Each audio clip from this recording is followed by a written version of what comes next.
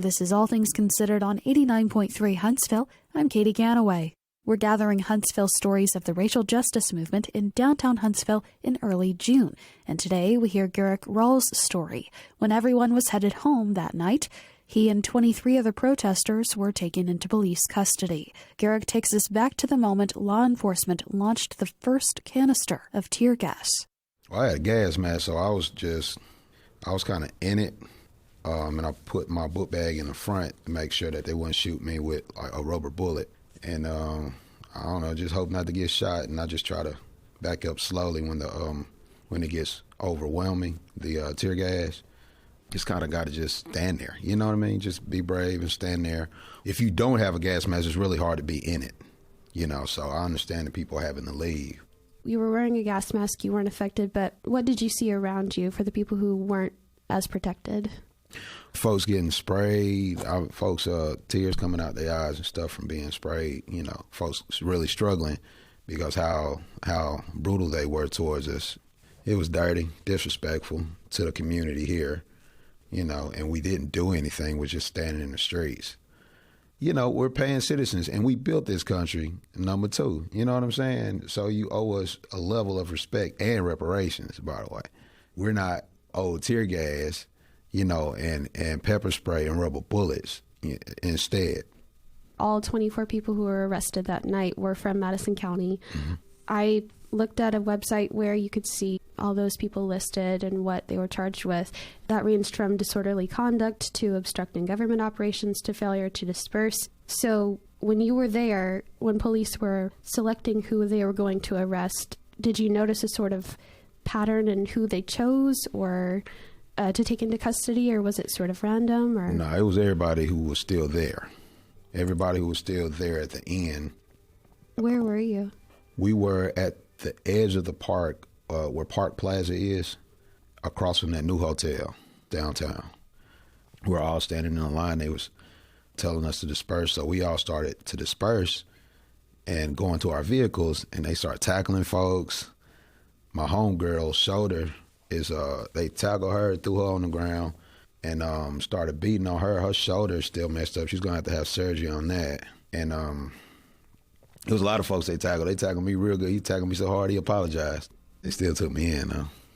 So you were released the next day. How has this all impacted you mentally? Like, what sort of toll has it taken on your life personally? As far as the struggle itself, my mind's already been prepared to die.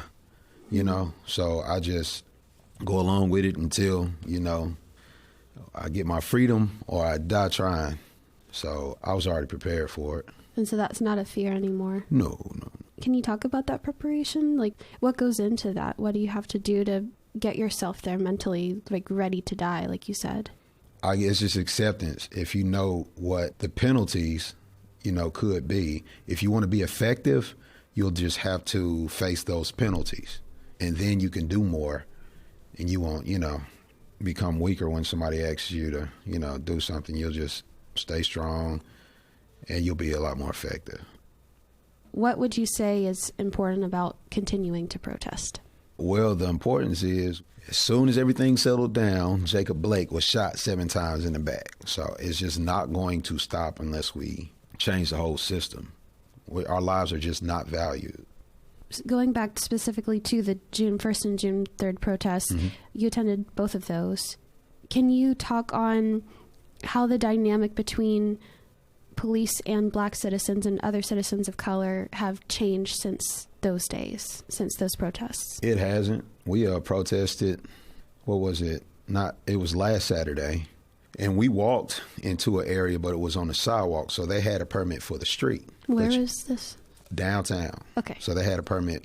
The restaurant has a permit for the street, but not the sidewalk. You can still walk through the sidewalk. So our protest was going through the sidewalk. It was like 30 whites and 7 or 8 black people.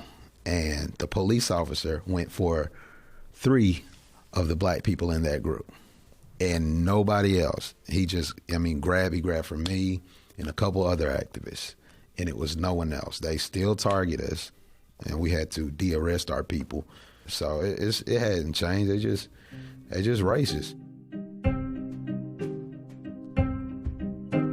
Huntsville Police answered demands from the community for change within the department this summer. Find a link to review the 73-page response and hear this interview again at WLRH.org. WLRH continues to collect stories and perspectives from locals on the racial justice movement in Huntsville. You can email your story to katy@WLRH.org. You're listening to All Things Considered on 89.3 Huntsville.